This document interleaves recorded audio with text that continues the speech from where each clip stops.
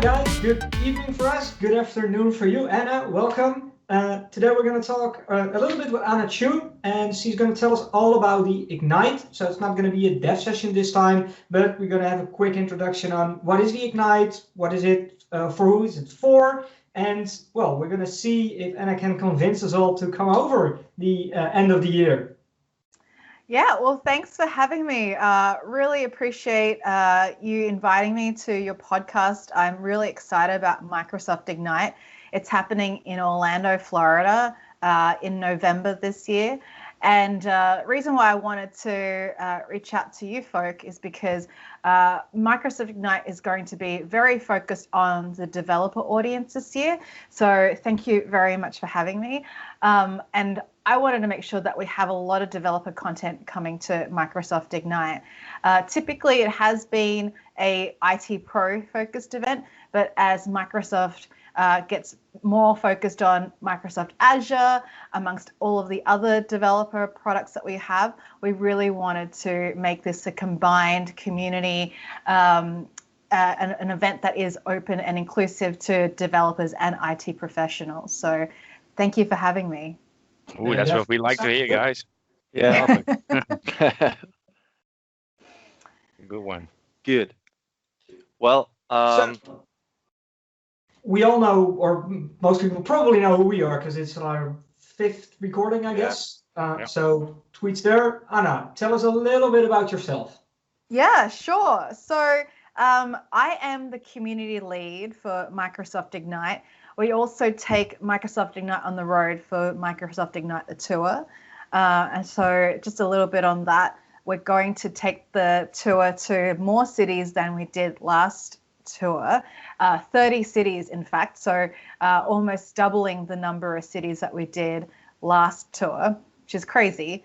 And to make life more difficult for us, we're launching our first tour city in Paris exactly a week after being in Orlando. So we've got our work cut out for us.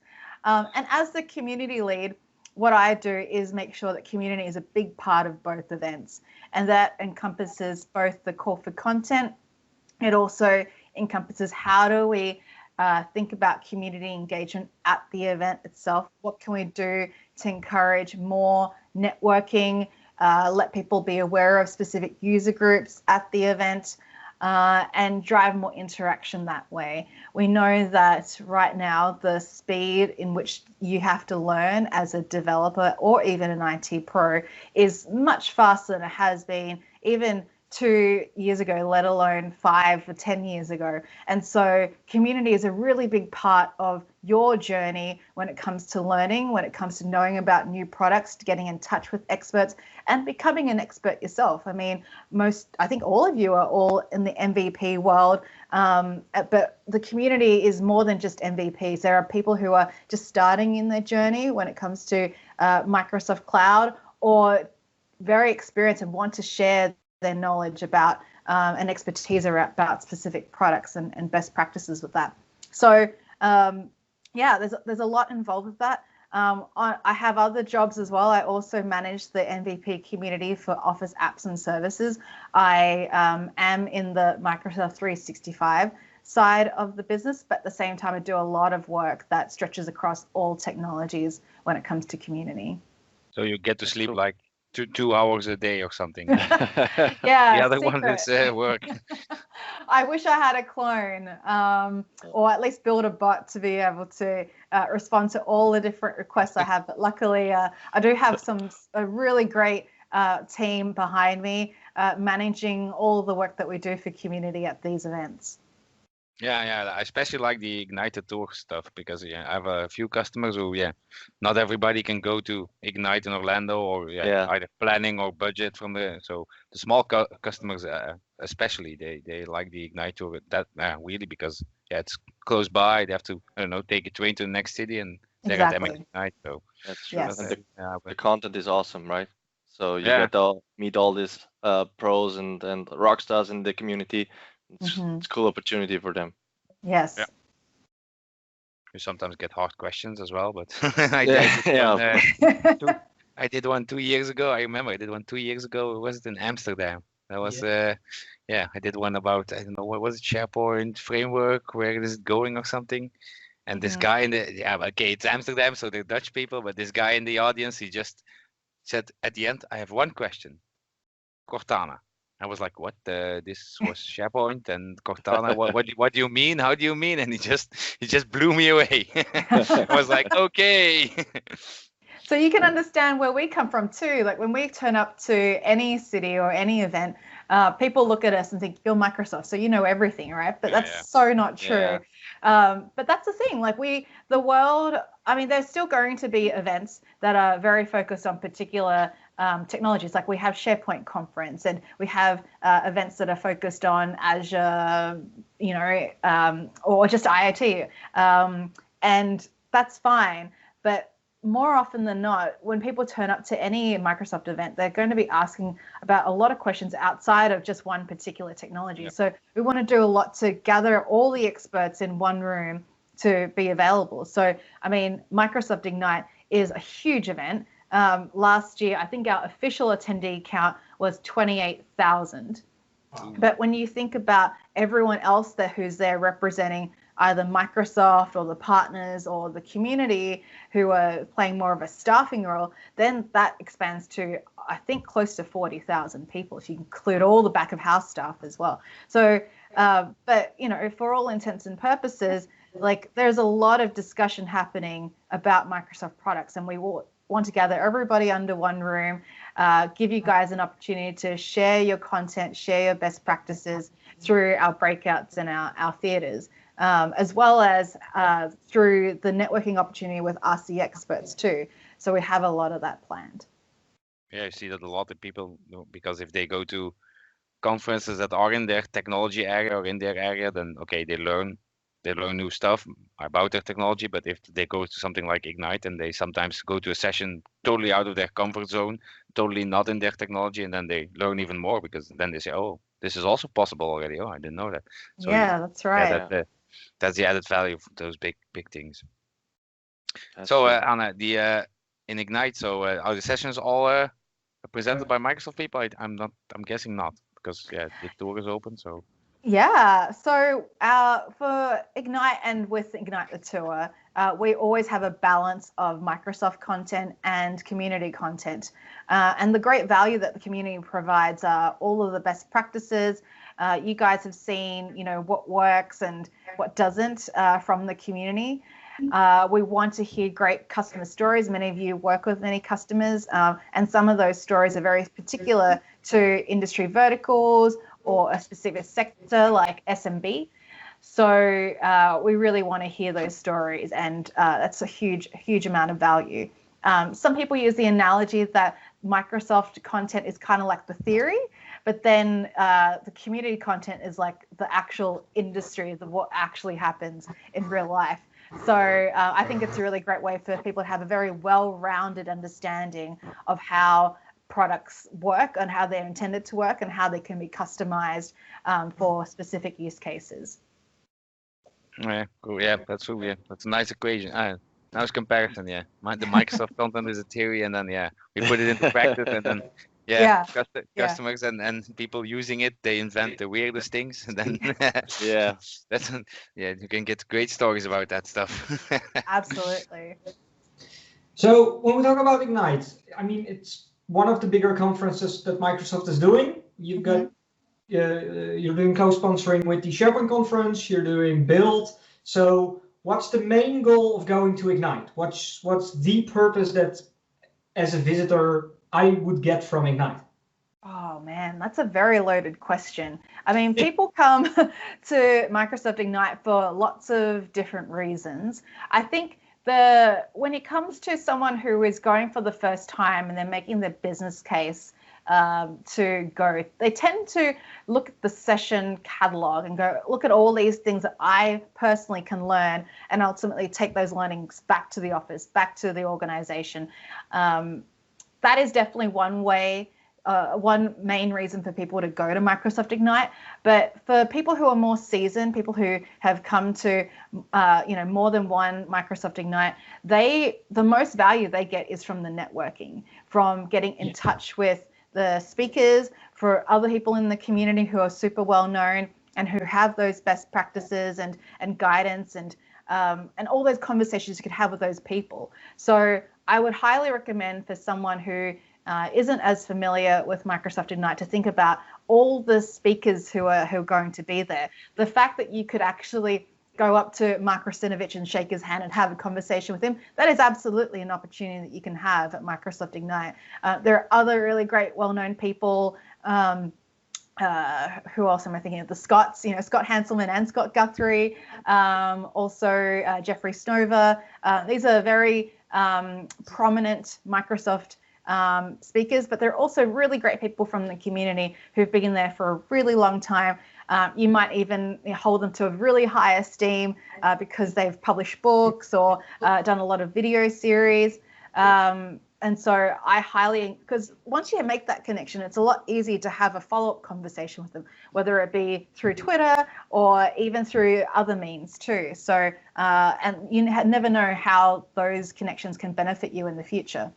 Yeah, it makes the threshold really a lot lower than just talking to somebody you've heard of or you're following on Twitter. But if you already met them or seen them once or just shook their hand, then it's always the threshold is a little bit lower too. Actually, exactly. It's not like a cold call anymore, right? It's like, you know me, we had a beer or two, it's a lot easier to do it that way. And I really feel that, especially given, how many announcements get made at Microsoft Ignite. Imagine if, you went to that session, you saw that speaker and were able to go up to them right away and say, this is really going to impact me. How do I manage this? And you could have that conversation right there and then, instead of having to wait for an account manager or something to appear on a website somewhere. You have that direct connection already. So that's hugely valuable.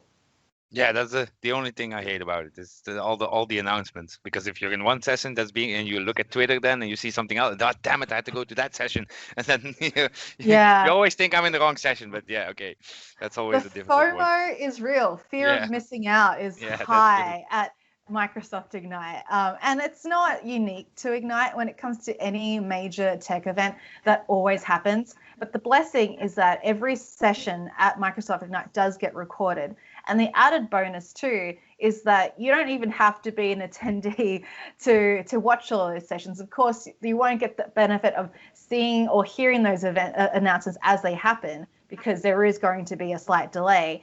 But at the end of the day, we invest so much time and effort to get people to make those announcements, to prepare and make those demos really shine. And it'd be a real shame if it all sort of disappeared after November, So we would make a huge effort to record all the content.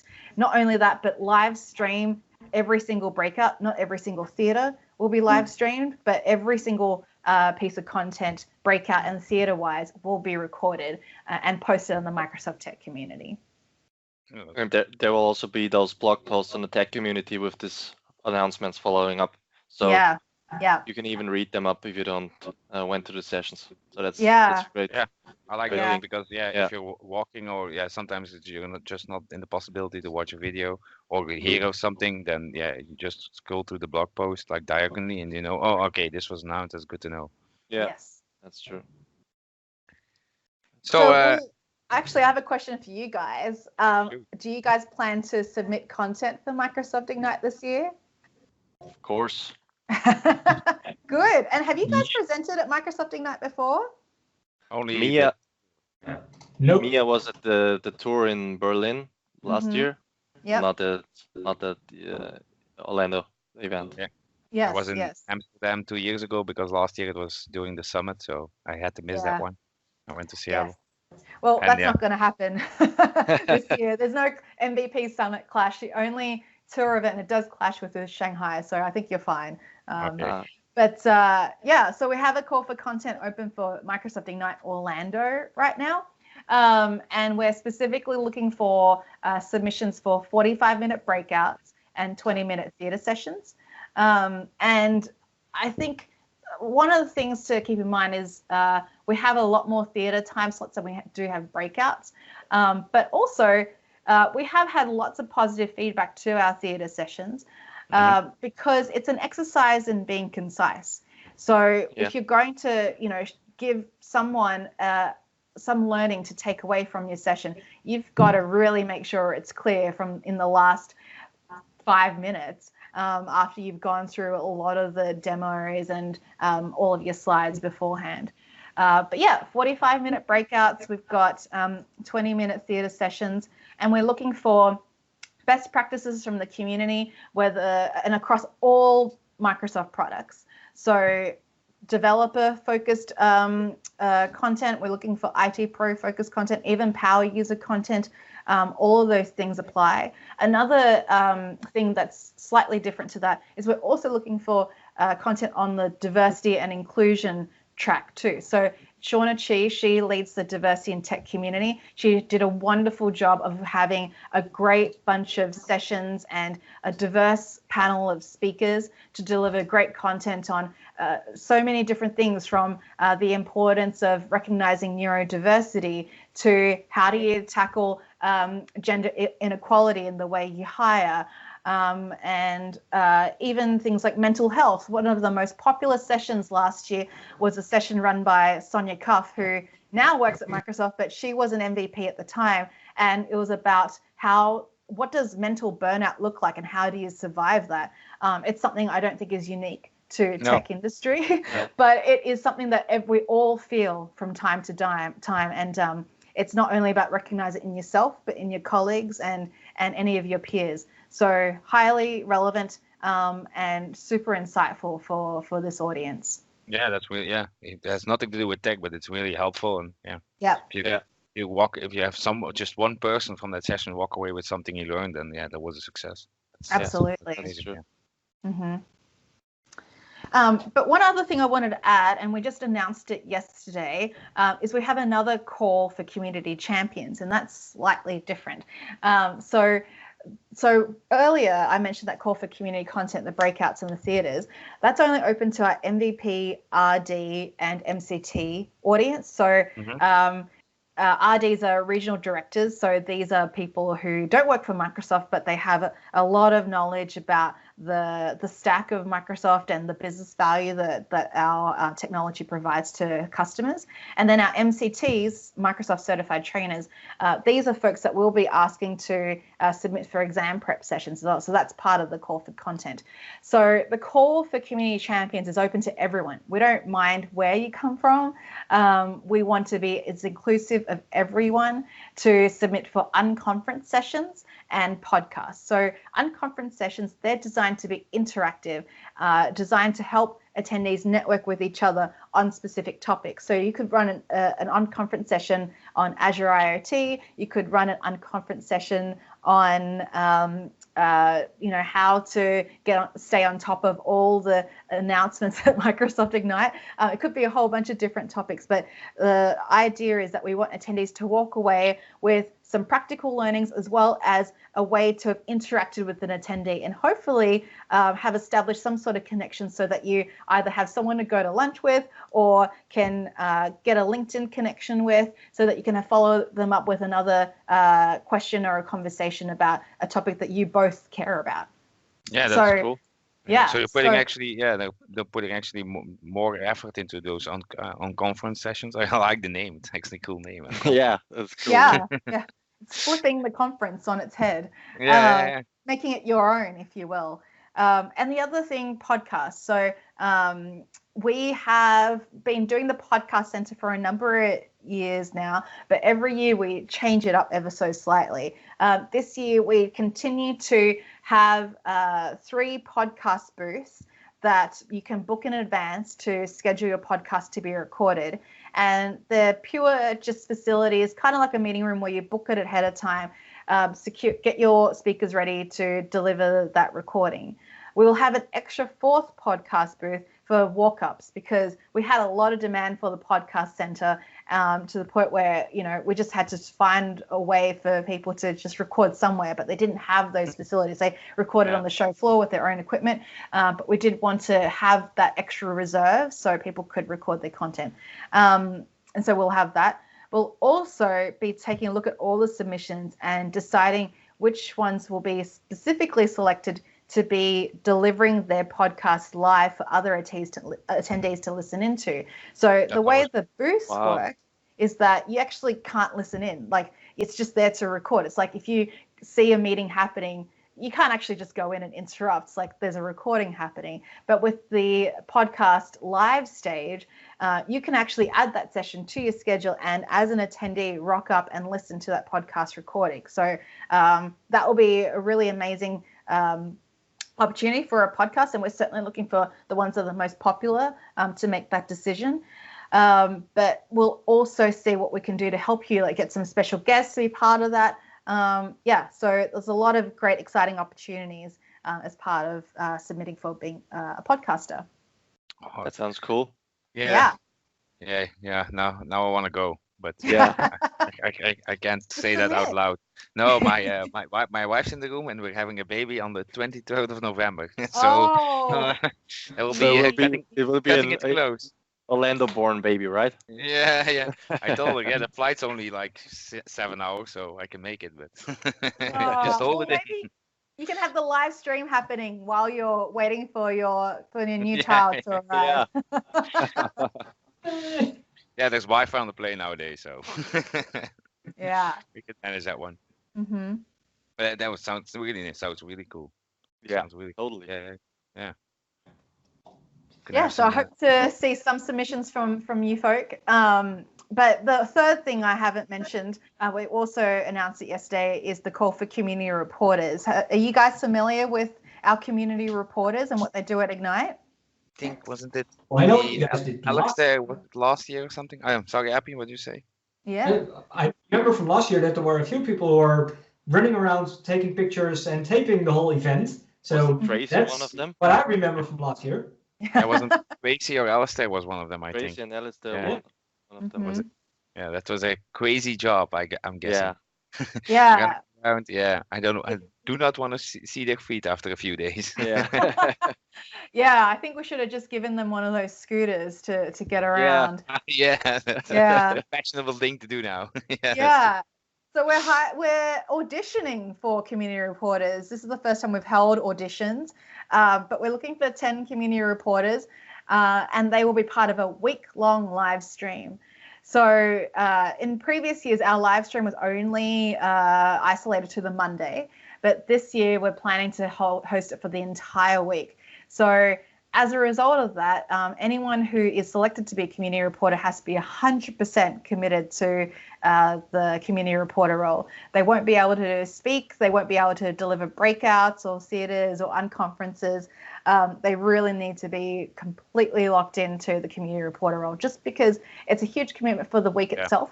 But also it's a lot of prep work that goes into it. It's a very collaborative exercise where you get to suggest, hey, I would love to, interview Mark Rasitovich and be part of and have that broadcast live on the live stream. Or I would love to understand more about how much bacon gets cooked for this event. Like, it's such a popular food item. I really love to know more about the behind the scenes of Microsoft Ignite.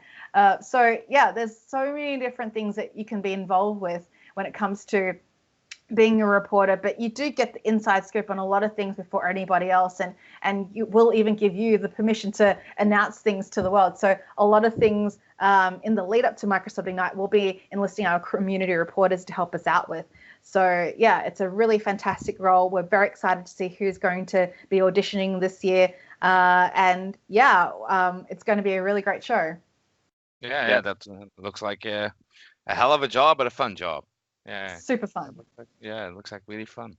Now I can choose. Now you made it worse. Hey, there's always 2020. Yeah, that's also true. Yeah. Let's hope. You never know, but let's hope. Normally, it should be 2020.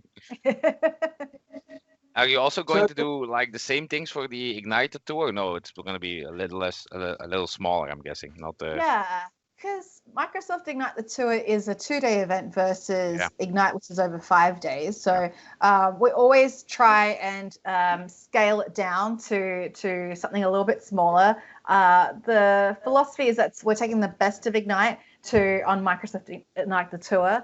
But there are some things that aren't really scalable, like a live stream and things like that. Too much production. But the basics are still there. We're still going to be looking for content. We're still going to be looking for submissions from our MVP, RD, and MCT communities to submit for breakouts and theatres.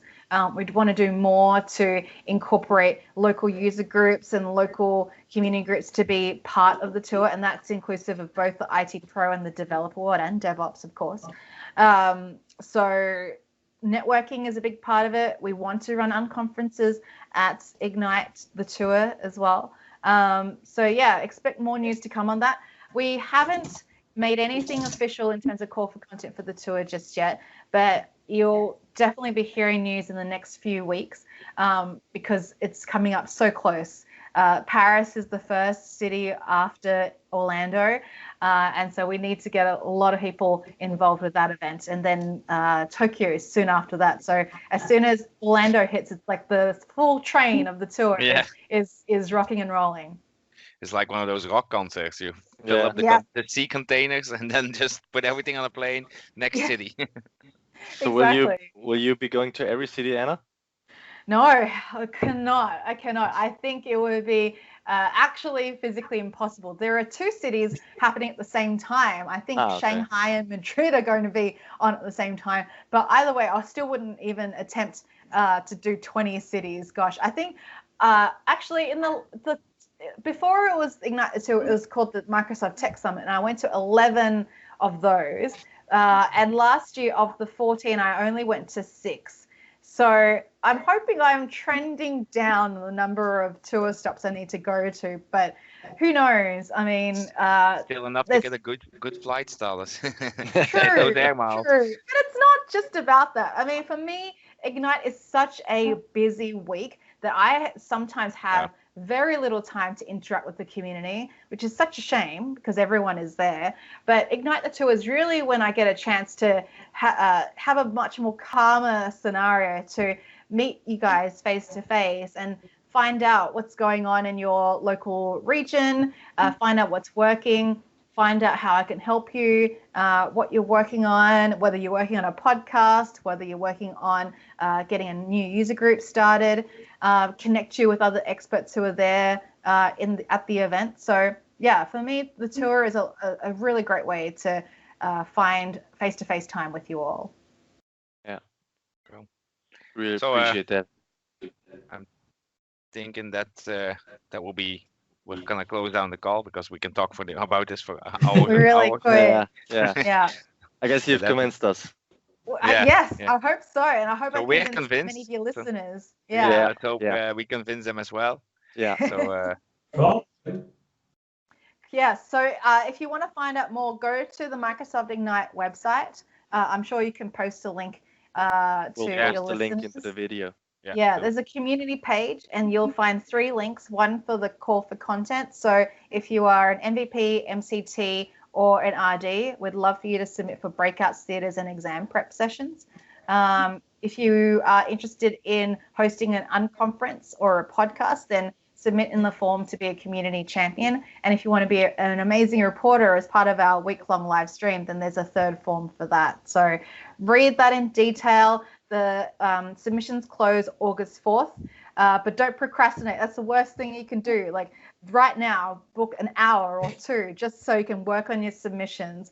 And we want, catchy titles, great abstracts that talk about what attendees can expect to learn from going to your session. If you can, include a video link of you delivering a session so we have a better chance at understanding what you like presenting.